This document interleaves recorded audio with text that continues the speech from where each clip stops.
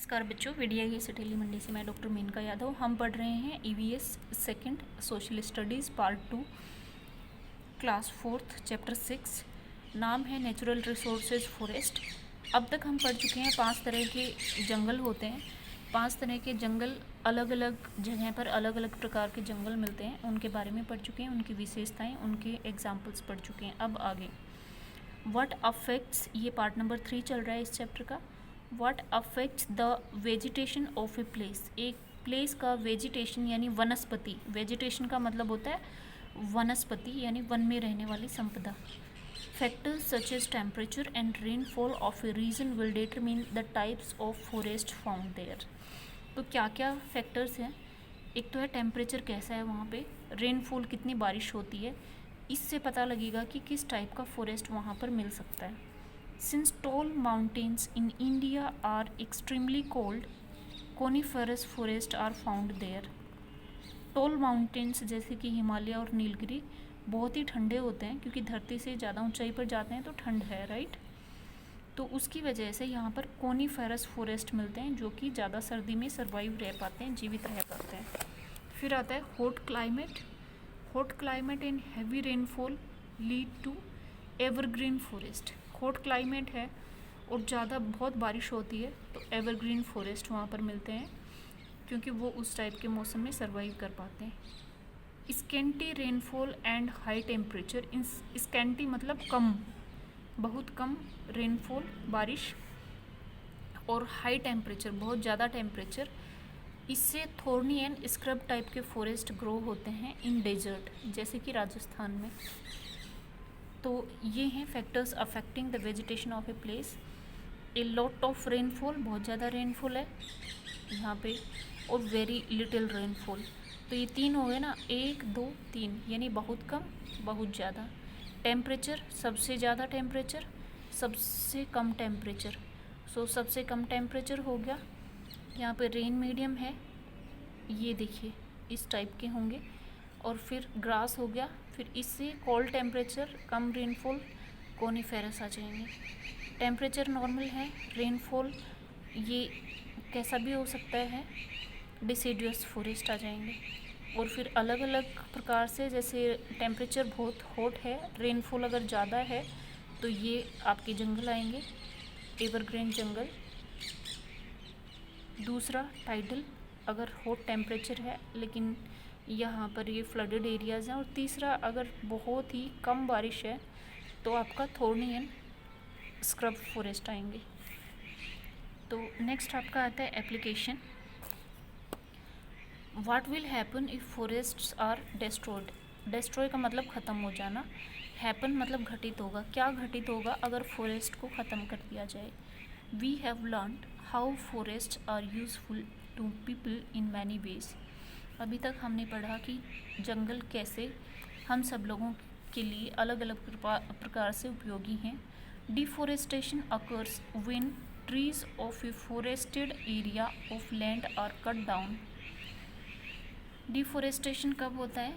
जब जो forested area के पौधे पेड़ होते हैं उनको अगर काट दिया जाए, बट नॉट रीप्लांटेड, लेकिन दोबारा नहीं उगाया जाए, बोया जाए, तो उसको हम डिफॉरेस्टेशन बोलते हैं। This can have seriously bad effects on the environment. इससे एनवायरनमेंट पर बहुत बुरा असर पड़ता है। Why does deforestation occurs. Deforestation occur मतलब होना, डिफॉरेस्टेशन क्यों होता है? तो इसके कारण हैं यहाँ पे। पहला कारण है forests are cleared so that land can be used for farms, building, roads, factories. तो सबसे पहला कारण है फॉरेस्ट को साफ़ किया, क्लियर मतलब साफ़ किया जाता है, जिससे कि वो जो फॉरेस्ट के नीचे की जो ज़मीन है उसको फार्म्स के लिए, बिल्डिंग के लिए, रोड बनाने के लिए, फैक्ट्री के लिए काम में लिया जा सके। दूसरा कारण है trees from forests are used as raw material. जो जंगल में पौधे होते हैं उनको रॉ मटेरियल की तरह काम में लिया जाता है। किस किस के लिए? To make products such as paper and rubber. Paper जो आप यूज़ करते हैं, जैसे ये किताब भी पेपर से बनी है, और रबड़, इन सब के लिए रॉ मटेरियल होते हैं। Forests are cut down for mining. Mining मतलब ज़मीन को खोदकर चीज़ें निकालना, तो उसको माइनिंग बोलते हैं। तो माइनिंग के लिए भी फॉरेस्ट काटे जाते हैं।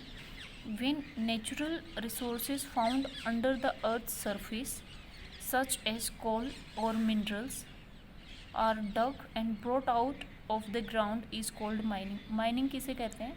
नेचुरल रिसोर्सेज जब पृथ्वी के नीचे भाग में पाए जाते हैं, जैसे कि कोयला हो गया या मिनरल्स हो गए या कोई धातु हो गया, तो फिर धरती को खोदा जाता है और उन चीज़ों को बाहर निकाला जाता है। इसी प्रक्रिया को हम बोलते हैं mining. What are the effects of deforestation? तो इसके पहले हम पढ़ चुके हैं कारण, अब इसके इफ़ेक्ट्स यानी प्रभाव क्या क्या हैं। इफ़ फॉरेस्ट आर डिस्ट्रॉयड, अगर फॉरेस्ट को डिस्ट्रॉय किया गया, all life form on earth will be harmed, सारे के सारे जीवन पृथ्वी पर हार्म हो जाएगा यानी हानि पहुंचाई जाएगी। Let us read about some effects of deforestation. So deforestation के कुछ इफ़ेक्ट्स के बारे में हम पढ़ते हैं। Plants absorb carbon dioxide and give out oxygen. सबसे पहले तो जितने भी पेड़ हैं वो कार्बन डाइऑक्साइड लेते हैं और ऑक्सीजन देते हैं। ऑक्सीजन हम लेते हैं, इंसान लेते हैं। Destroying the forest changes the climate of that reason.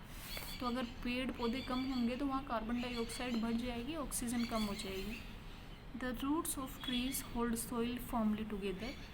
जो पेड़ की जड़ें हैं वो मिट्टी को अच्छे से पकड़ के रखती हैं जिससे कटाव नहीं होता। So when it rains the soil can quickly soak in all the water. अगर बारिश होती है तो ज़्यादा पेड़ होंगे तो सारा का सारा पानी सोख लिया जाएगा। But deforestation makes the soil loose, लेकिन डिफॉरेस्टेशन की वजह से धरती लूज हो जाती है, पकड़ कमज़ोर हो जाती है। When there is heavy rainfall the water flows away quickly. तो हैवी रेनफॉल के साथ पानी तेज़ी से बहता है। Carrying the top layer of the soil, और जो सबसे ऊपर की परत है उसको बहा कर ले जाता है। This causes soil erosion to landslides. इससे सॉइल इरोजन होता है। सॉइल इरोजन का मतलब होता है सॉइल का अपनी जगह से निकलकर बह जाना। इन माउंटेनियस एरियाज, जो पर्वतीय क्षेत्र हैं उनमें डिफॉरेस्टेशन लीड्स लैंडस्लाइड। डिफॉरेस्टेशन की वजह से भूस्खलन होता है, धरती की परत ही खिसक जाती है वहाँ पे। Deforestation disrupts the water cycle. Deforestation यानी वन को काटने से, डिसरप्ट्स मतलब बैलेंस ख़त्म करता है यानी बाधा क्रिएट करता है। वाटर साइकिल यानी पानी का जो चक्र है उसमें भी बाधा क्रिएट करता है। So there is less rainfall and the water bodies dry up. इसलिए अगर पेड़ नहीं होंगे तो पानी कम होगा और जो भी वाटर बॉडीज़ हैं जैसे कुआं, झोड़, वो सूख जाते हैं। नेक्स्ट वीडियो में शेष भाग पढ़ाएंगे। Thank you.